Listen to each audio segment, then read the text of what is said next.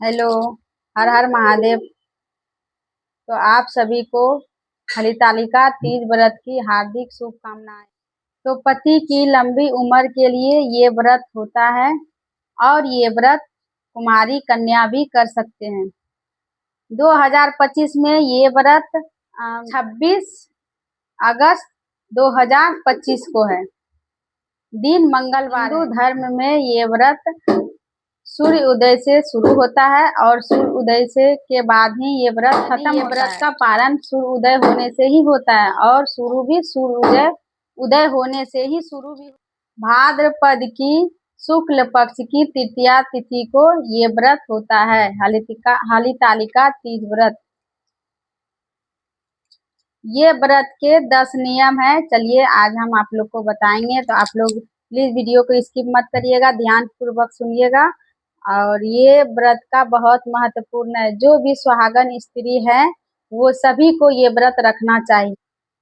ये व्रत शुरू करें तो जीवन भर रखें, चाहे महामारी हो या बीमारी। ये निर्जला व्रत है, इसमें जल भी हम लेंगे तो वो भी पारण के बाद ही जल लेंगे। पूजा में शिव, पार्वती और गणेश मिट्टी का होना बहुत जरूरी है, क्योंकि दूसरा दिन इसका सुबह विसर्जन होता है, इसीलिए मिट्टी का मूर्ति होना बहुत जरूरी है।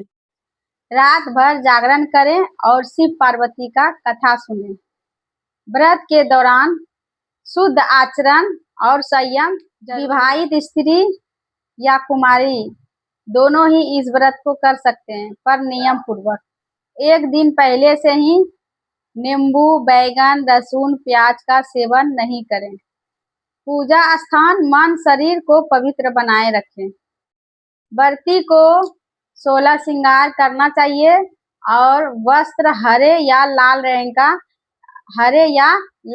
रंग का पहनना चाहिए। तो अब हम ये भी बता देते हैं कि सुहाग कैसे लें। सुहाग जब पूजा हो जाएगी, रात वाला पूजा हो जाएगी, रात भर आप लोग को जागरण करना है। सुबह उठने के बाद, मतलब सोना ही नहीं है रात भर, सोना ही नहीं, जागरण करना है।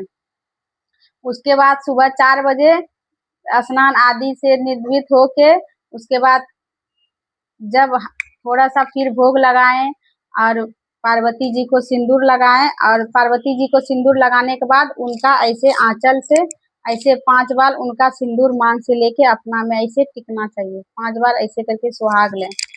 उसके बाद आरती करें, हवन करें। सुबह में हवन भी होता है, उसके बाद आरती भी होता है। उसके बाद उसको विसर्जन के लिए शिव, पार्वती और गणेश जी का तो जो प्रतिमा है उसको प्रवाहित करना, और दीपक और जो कलश हम लोग रखे हैं, कलश स्थापना तो जरूर करें। कलश बहुत जरूरी है तीज पूजा में। उसके बाद सबको सुबह में जाके विसर्जन उसका जल में प्रवाहित करें। उसके बाद विसर्जन जब हो जाएगा, उसके बाद ब्राह्मण को दान इसमें बहुत जरूरी है। जो 5 रकम का श्रृंगार हम लोग चढ़ाएंगे, वो 5 रकम का श्रृंगार उनको दान भी देना है, और 5 प्रकार का अन्न देना है, 5 प्रकार का श्रृंगार देना है। उसके बाद कुछ दक्षिणा, ये सब ब्राह्मण को दान देने के बाद सूर्य उदय हो जाएगा, उसके बाद ही ये व्रत खोलें, उसका पारण करें। तो चलिए, ये वीडियो आप लोग को कैसा लगा? इसमें हम जितना भी हो सका हम तीज का बारे में आप लोग को बताएं। जो नया जोड़ा भी तीज करेंगे तो उनके लिए भी स्त्री को ये व्रत करना चाहिए, क्योंकि इससे सुहाग का लंबी उम्र होता है। और हम लोग व्रत करने के दौरान पार्वती जी से हाथ जोड़ के बोलेंगे कि मेरी सुहाग का लंबी उम्र हो। इस तरह से हम उनसे प्रार्थना भी करेंगे। तो चलिए, ये वीडियो आप लोग को कैसा लगा आप लोग कमेंट में जरूर बताइएगा। महादेव।